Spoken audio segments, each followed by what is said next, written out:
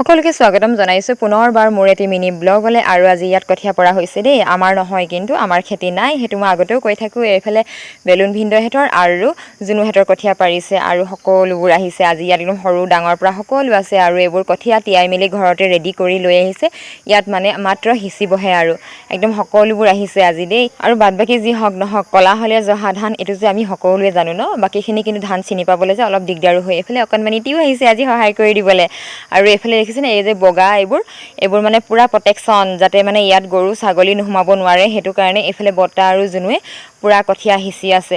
আৰু কঠীয়া সিঁচা যে একদম সকলোৱে নাজানে, সেইকাৰণে একদম জনা মানুহেই হ'ব লাগে। এইফালে বেলুন ভিন্দও পূৰা প্ৰটেকশ্যন দি আছে ইয়াত যাতে ছাগলী নোসোমায়। আৰু এইফালে মাইনাই বস্তাৰ পৰা মানে ধানবোৰ খৰাহিত উলিয়াই উলিয়াই জুনুক আৰু বৰ্তাক দি আছে। আৰু এইফালে চুমচুমো আহিছে আজি সহায় কৰি দিবলৈ, কিন্তু তাই যে ইয়াতহে ঘূৰি ফুৰিছে। আৰু এইফালে ভিন্দৌ তেওঁ মানে বস্তু কি লাগিব কি নাই এইবোৰ অনা নিয়া কৰাত পূৰা মানে সহায় কৰি আছে।